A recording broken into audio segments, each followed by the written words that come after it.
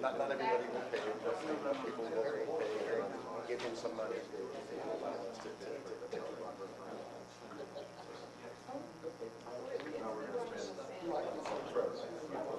All set?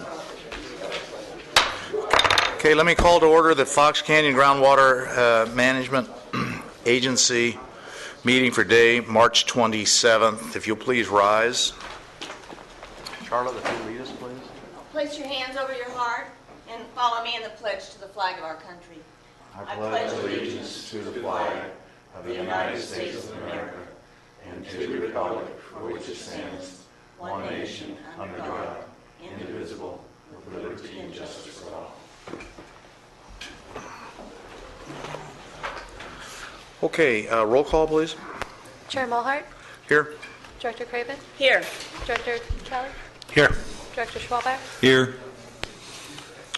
Okay, I was informed Steve is running a little bit late, but he'll join us later. Dan Nauman, an alternate, is in the audience.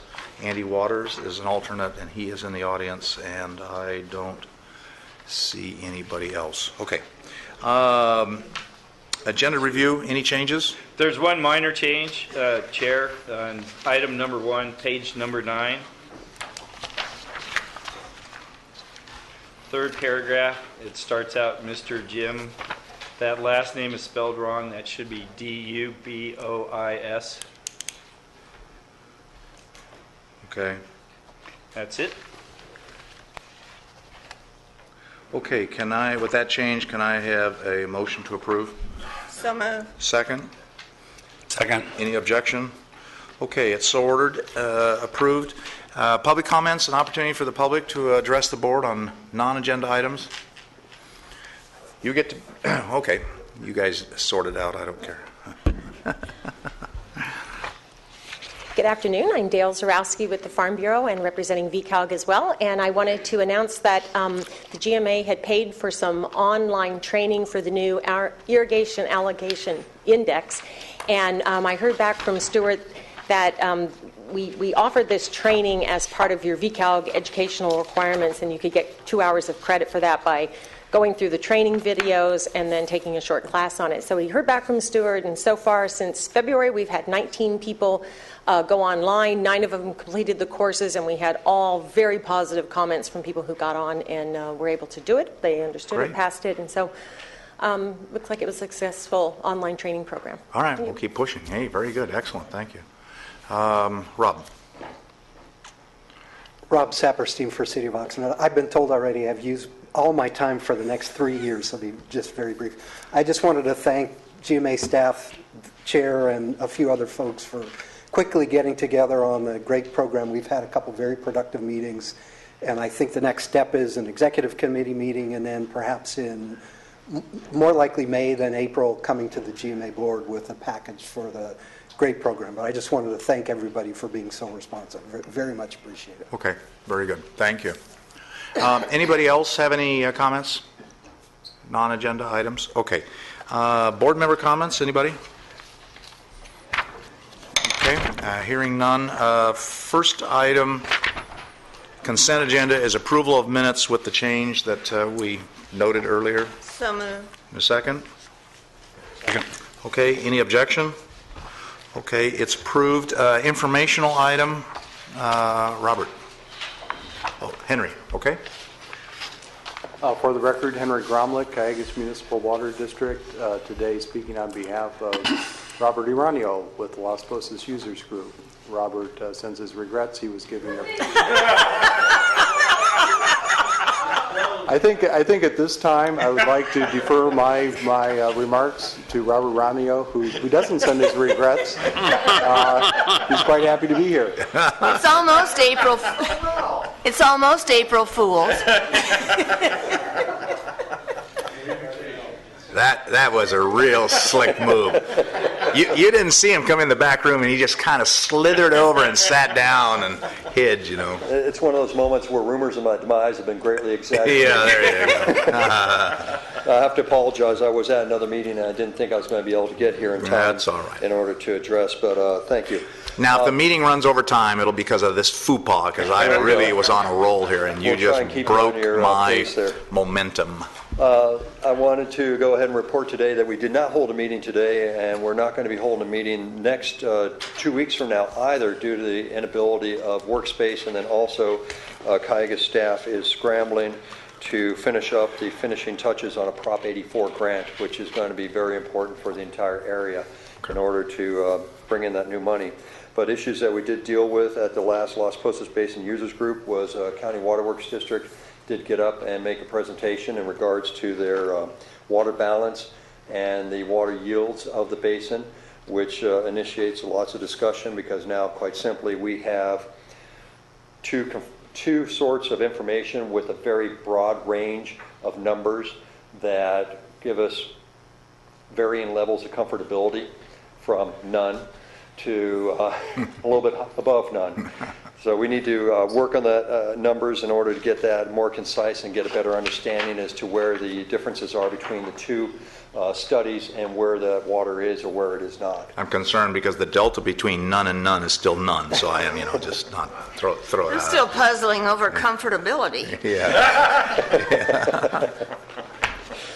Also, we did receive a presentation from the private interest group from the Bell Ranch on the proposed desalter there, the private party desalter.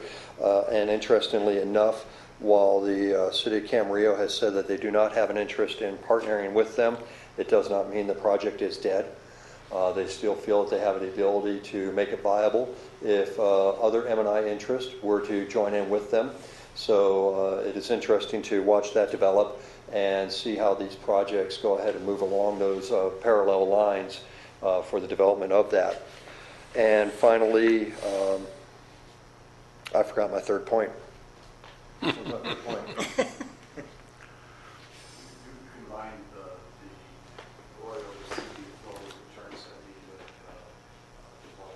Okay, I'm going to shut up then. Thank you. Okay, thanks. All right. That was a heck of a tag team. I like that, It, moved along. All right. Hey, okay, that's the informational item. Let's deal with action item number 3. Oh, we receive and file. Okay, motion to receive and file. So moved. Second. Okay, any objection? All right, so ordered. Let's deal with number 3. Good afternoon, Chair Mulhart, board members, Gerhard Huebner for the record. I'll be presenting this item as well as item number 4 and 5, but let's start here. This item is our Executive Fiscal and Operations Committee board member assignments. So as you recall, during your July meeting in the budget session, there was discussions on better ways of communicating via focus board committees. Your board discussed the potential of an Executive Fiscal and Operations Committee. These were to have 2 board members and be publicly noted as current board meetings. Currently, the Executive Committee is composed of the Chair and Vice Chair of the Board, assigned by the Board to discuss, among various items, strategic planning and prioritization of work plan items, among other things. You have a Fiscal Committee that is composed of the Chair as well as the Agricultural Representative. That committee is tasked to talk about budget fiscal items as well as grants, among other things. And you have an Operations Committee composed of County of Ventura rep as well as the Mutual Water Company rep. That committee is to discuss such things as meter calibration, self-reporting, irrigation allowance index, software enhancements, and among other things. So these committee meetings are open and to the public. We have agenda, minutes, and other materials. We have participation by the board reps as well as other board members that may attend but not participate. We have agency counsel per agency counsel's recommendation.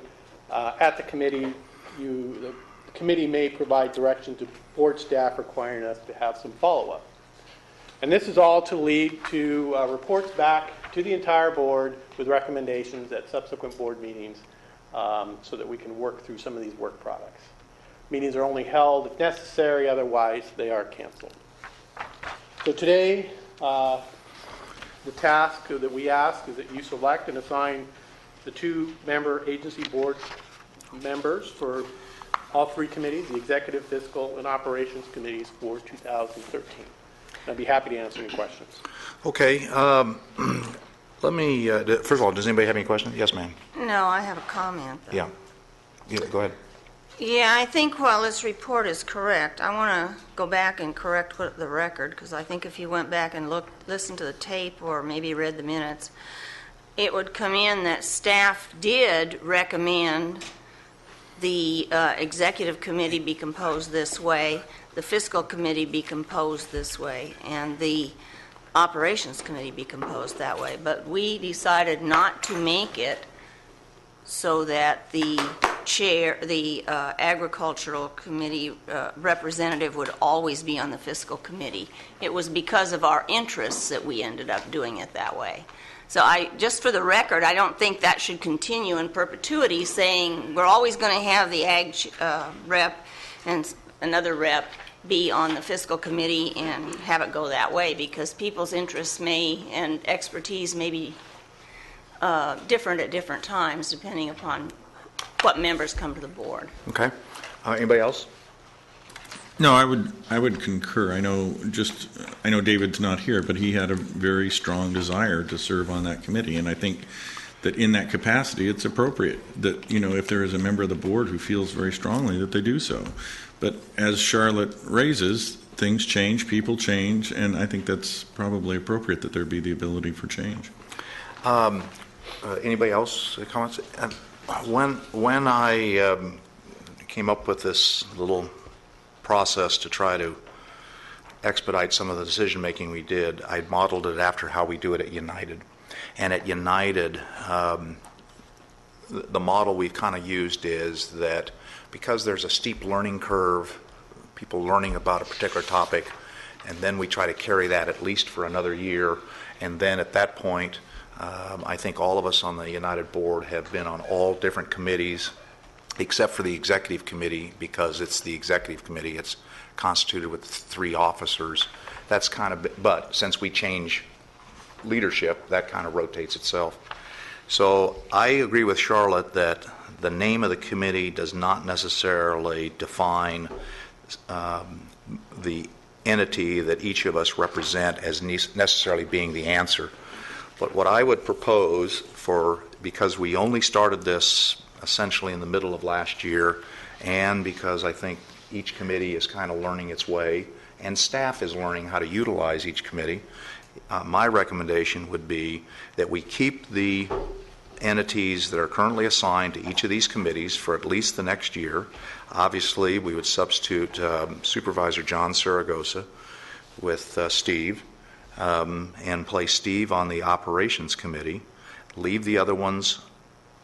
Then that means we have some continuity in the committees going forward for at least a period of time, which I think is helpful. And then at some point in time, we'll probably move people around, and it won't be based on who you represent, but interest levels could have an influence on that. And that's kind of the model that we do at United. And it's worked for us in my time at United. I'm sure other people do it other ways, but that would be my proposal. What are your thoughts on that? No, I would concur. I think time in the saddle, shall we say, is important. It's important for a person to be in that position and to gain, an understanding of it. So that I think that's very important. But by the same token, over a period of time, allow for rotation. I think that's appropriate. Okay.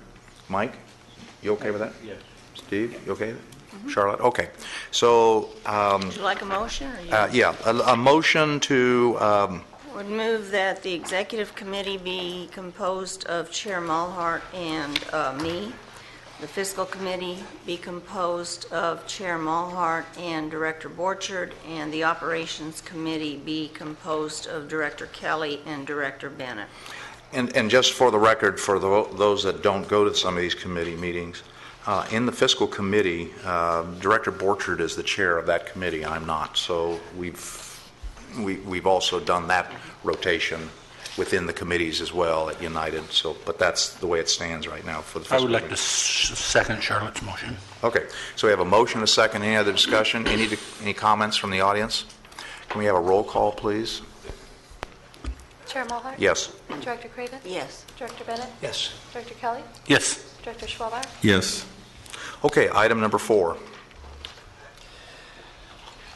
Gerhard Huebner again presenting. This is item number 4. This is a letter of support for application for a Prop 84 implementation grant funding for the City of Camarillo's Northeast Pleasant Valley Groundwater Basin Desalter Project. That's a mouthful. Say that 5 times for us, just so we can memorize it. Faster. As you recall, at your December 5th, 2012 board meeting, the City of Camarillo staff gave a presentation detailing progress on their technical studies for their Northeast Pleasant Valley Basin Groundwater Desalter Project. Previously, the board had granted the city $150,000, part of a $300,000 total project cost, as part of the agency's groundwater supply and enhancement program. And as part of that GSAP ranking process, the city's project was ranked number 1 by both board members as well as agency staff. We understand that city staff intends to move forward with their project and is seeking round 2 Proposition 84 implementation grant.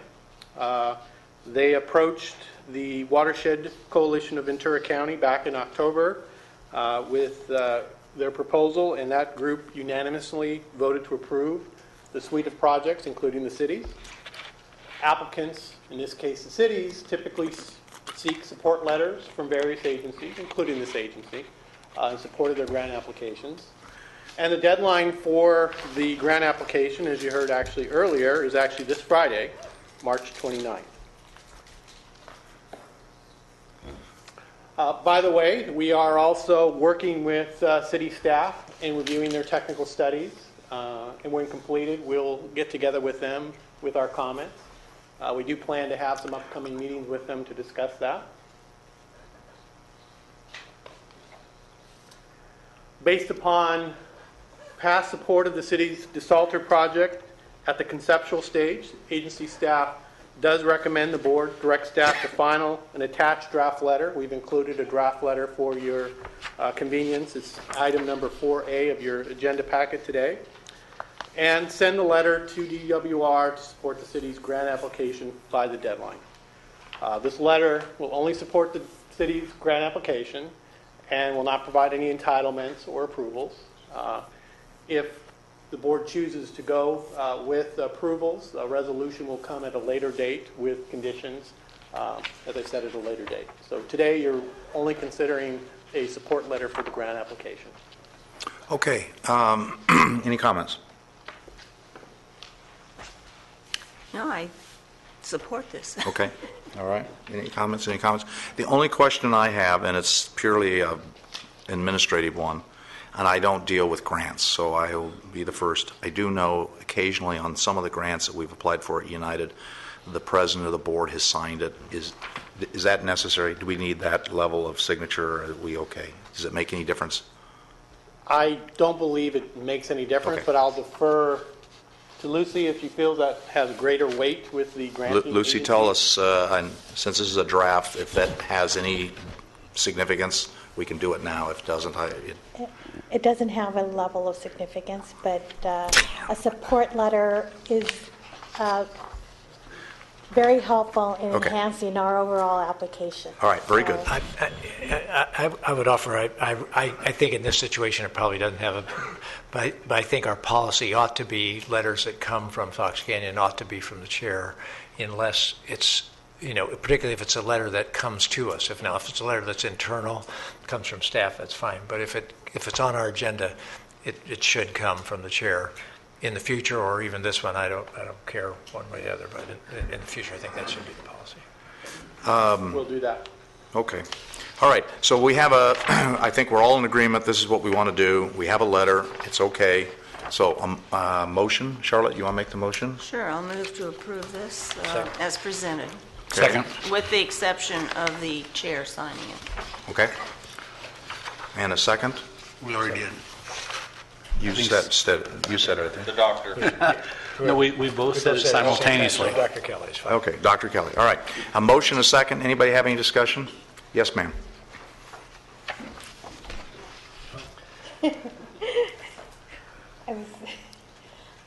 For the record, Lucy McGovern with the City of Camarillo and project sponsor, along with the City of Thousand Oaks and Camarosa Water District and Callegas Municipal Water District. We appreciate you considering issuing this letter of support. It definitely would enhance our overall Ventura County application package, because this project is one of a suite of 6 in the county overall. So we'd appreciate any kind of support we get, and it would help Okay. us. Thank you. Thank you, Lucy. Susan? Susan Mulligan, Callegas Municipal Water District. A small administrative detail about the chair signing it. The people putting the grant proposal together need it delivered to Kennedy Jenks's office this afternoon. So Okay. whichever expedites that, the paperwork has to get submitted tomorrow. The letter's made and drafted. Jeff can sign it, so it'll So be that fine. would be appreciated. Okay, not a Thank problem. Okay, then I'll remove that part from my motion. Okay, so How about the second? you okay with that? All right, so we'll have Jeff sign it. That's the motion. Thank you. All right, anybody else? All right, now roll call on that, please. Chair Mulhart? Yes. Director Craven? Yes. Director Bennett? Yes. Director Kelly? Yes. Director Schwalbach? Yes. Okay. All right, very good. Let's go to item number 5. Okay. Gerhard, it's good to see you again. Third item. Item number 5. This is an item for approval of a sub-grant agreement necessary to support an agreement to receive, a Prop 84 Department of Water Resource Focused Planning Grant. In the fall of 2011, if you recall, the draft Las Posas Basin-Specific Groundwater Management Plan identified a need for an engineered study to develop desalting and conveyance options for blending and supplemental water supply. It was also thought that obtaining grant funding for the study would help the agencies and the stakeholders in moving forth the Las Posas Specific Basin Management Plan. Your board, back in December 2011, authorized staff to proceed with funding through the Watershed Coalition process, and if selected, proceed with an application to DWR. 2 projects were identified and allowed to advance for a total of $514,000. One was a salt and nutrient management plan for the lower Santa Clara River groundwater basins, and the engineering study that we just identified to provide a more cost-effective infrastructure to develop the shallow groundwater resources in the Las Posas groundwater basins. Matching funds were to be provided by partner sponsors, including this agency, Callegas Municipal Water District, and then for the other study, that would be from the cities of Ventura, Santa Paula, Fillmore, and the Waterworks District 16, representing Pirate. DWR requires Prop 84 planning grant applicants to be eligible grant recipients and be part of the local coalition. At that December 2011 meeting, the Ventura County Watershed Protection District was asked to perform this function with its ability to advance the joint application for both planning studies. At the districts, and I say district because Watershed Protection District has a dual function as a special district, the Board of Supervisors, acting in that capacity, at their February meeting, approved a resolution for the district to apply for this grant. In March 2012, district staff, with the assistance of Kenny Jenks Consultants, formally submitted the grant application. Recently, in February, we received a conditional commitment letter, which we've included as item 5A of your agenda packet. For both planning studies, we responded to some of the questions DWR had and submitted in February, or shortly thereafter, to provide the necessary documentation. Moving forward, this joint GMA Callegas project, I've already mentioned the cost-effective system. It's to identify wells, desalters, transmission infrastructure, to produce saline groundwater, treat it and distribute it to various users. It also proposes to have 6 permanent shallow aquifer groundwater monitoring wells. Its intent is to complement Waterworks District Number 1's recently completed shallow aquifer desalter feasibility study. The total estimated project costs are $200,000, matching of $800,000 from Cayugas, and the GMA's contribution is $30,000 in cash or in-kind staff labor, for a total grant funding request of $120,000. So, just quickly about the other grant project, what we have to do to get this whole package in front of the Board of Supervisors. There also needed to be a memorandum of agreement with the various city councils and the Board of Supervisors, consultant services to agree by all the parties. There needs to be a final DWR grant agreement, and all of this needs to move forward to get the final authorization. Furthermore, to get final approval and execution of the grant agreement, we need a sub-agreement with this agency and the Watershed Protection District. That would secure the cash or the match. We have received the draft DWR grant agreement. It's being reviewed. It has been shared with parties.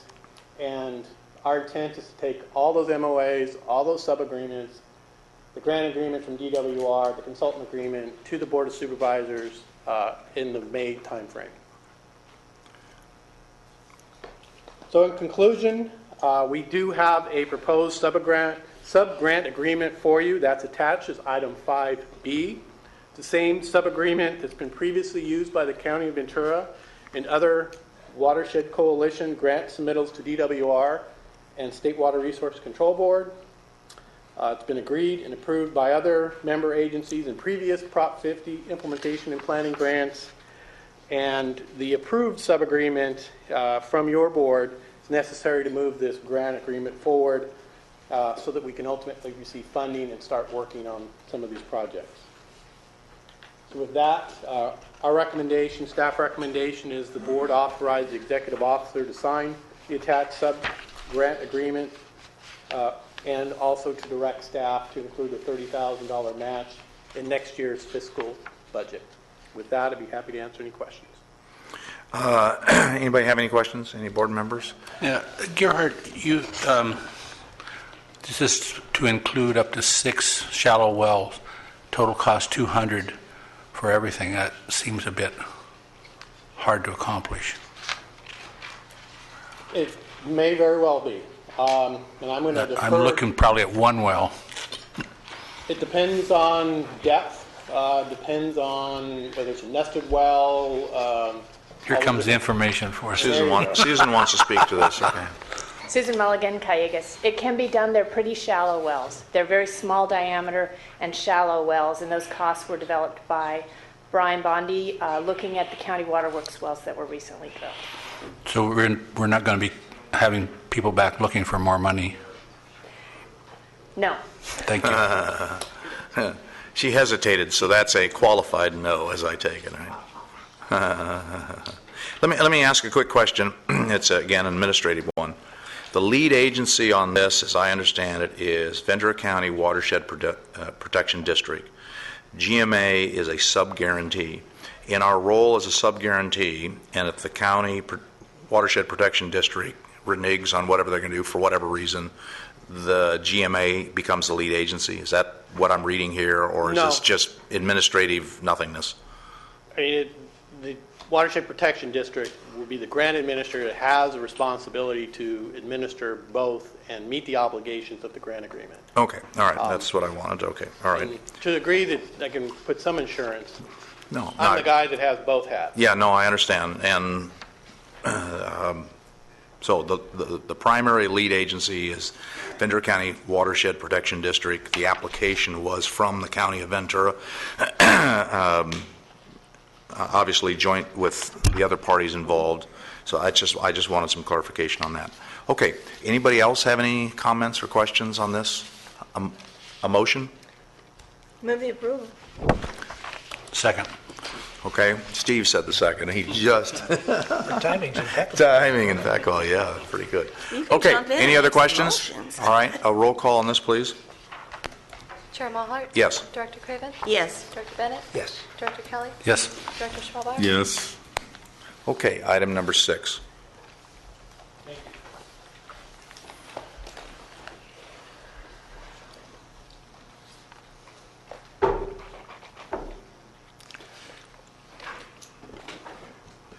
Good afternoon, Chair Mulhart and directors. For the record, my name is Rick Virgus. I'll be presenting item number 6 today, United Water Conservation District request for one-time offsetting storage credits. And I don't have a PowerPoint presentation for this. The issue here is that United is requesting credits for water that they injected as a result of a valve sequencing error. And the ordinance code does not allow staff to grant these credit requests unless they're approved by your board. And that's the purpose that we're bringing it here to you today. Their initial request was for 244.21 acre feet of injection credits. Late yesterday, we received an email from them requesting that we bump that number up by 12.95 acre feet because they looked at the numbers a little bit more closely. So late in the game, they've revised their request slightly to include an additional 12.95 acre feet. Give us the total, please. It would be 257.16. Yep, thank you. Thank you. Okay. Members have any questions? Mike, during discussion on this? You didn't necessarily inject it, it was just put back in the ponds and percolated back in. Okay, all right. So it's an administrative cleanup for the El Rio field flushing because of this valve. Okay, all right. Anybody have any comments? Can I have a motion to approve? So moved. Second. A motion and a second. Any discussion? All right, a roll call, please. Chair Mulhart? Yes. Director Craven? Yes. Director Bennett? Yes. Director Kelly? Yes. Director Schwalbauer? Yes. Okay, item 7. Thank you. Good afternoon, Chair Mulhart. Again, for the record, my name is Rick Virgus. I'll be presenting item number 7 today, City of Port Hueneme application for a transfer of historic extraction allocation. I have about a 3-slide presentation, and I know that your board has seen these requests before. The basic issues are the ordinance code allows for these types of transfers of allocation. The City of Port Hueneme submitted the official request March 19th, and what will happen is a well with historic allocation on land that the City of Port Hueneme now serves will lose that historic allocation. That's okay. The well was destroyed in 1990, but the historic allocation still exists on that well. And roughly 88 acre feet, let me give you the specific number, 88.38 acre feet of historic allocation would be transferred to the City of Port Hueneme.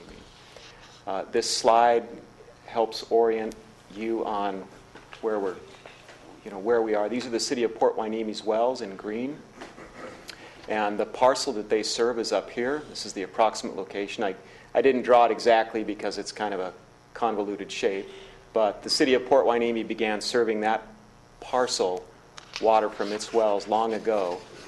And as a result of the agency sending out notification letters for credit extinguishment, the city realized that we've been serving that. And so they have made this request for the allocation, and staff's recommendation is to approve it. This is consistent with other requests that your board has approved, most recently for the City of Camarillo. If I'm reading it correctly, that's 2 acre feet per acre. That's how we get to the 88.38, which is consistent with the ordinance that we drafted years ago. That's correct. And then on the end of page 1, going into page 2, that historical extraction allocation reduced by an additional 25% per the ordinance code. So the net would be an increase of 66. 66. And I have a slide up There there. it is, okay. And Chair Mulhart, what you're talking about is this number here. Yes. So their adjusted historic allocation would increase 66 acre-feet. And the other thing I wanted to point out to your board is that because this well has credits on it, and because it was selected as one of the wells that credits should be extinguished from, these 287 acre-feet of credits on that well will be deleted regardless of the allocation transfer. Yeah, and that's all consistent with what the ordinance says, that when it moves from ag into the city, any historical credits or any credits that were accumulated on that property disappear. The city does not get a windfall of credits. Correct. And that's exactly what's happening here. So this actually is a very good chart. It actually shows exactly what the rule says. 2 acre-feet per acre, adjusted for the pumping reduction, no transfer of any historical credits if they exist. And that's what this slide shows. So it's very consistent. Okay. Anybody have any questions on this item? Anybody in the audience? Okay. A motion to approve? So moved. Oh, no. Second. Steve, Supervisor Bennett. Charlotte, no, Supervisor Bennett. I am the referee. Charlotte won on that one. Okay, roll call, please. Chair Mulhart? Yes. Director Craven? Yes. Director Bennett? Yes. Director Kelly? Yes. Director Schwalbach? Yes. Okay, now, folks, I'm looking at the clock. This is 40 minutes. Mr. Chair, point of order. This is it, 40 minutes into this, and we got to stretch this out. How in the world do we do it? Mr. Nauman is leaving. He can't take it anymore. What do you guys want to talk about? Charlotte doesn't have to leave until 4 o'clock. Steve is happy to be here for the rest of the day. It's unbelievable. Because once we get into this item, it's going to go pretty quick. And we will possibly, if I just shut up, a new historical record for a GMA meeting. I was just going to say, I think you're approaching that. Yeah, thank you. Hey, we're going to give you time credits for that. Yeah, there you go. Then we can discuss how to deal with your time credits. Yeah, there you go. Who gets the time credits? Yeah. We have Executive Officer's Report, Administrative Report. There's a bunch of items in there, a few items. Any questions? Move to receive and file. All right, a motion to receive and file. Second. All right. Okay, any questions from the audience? Just as a note, another point of order, I just historical dates in record, and I see Bob there in the corner. On Wednesday, April 21st of last year is when a FedEx truck took me out of the road, and it'll be a year. So as long as I don't come in with crutches, I've survived another year without a FedEx truck taking me out. So, right? You appreciate that. Okay. Anybody in the audience? Anything else? All right. For the record, meeting's adjourned. We did it. Yay! Thank you.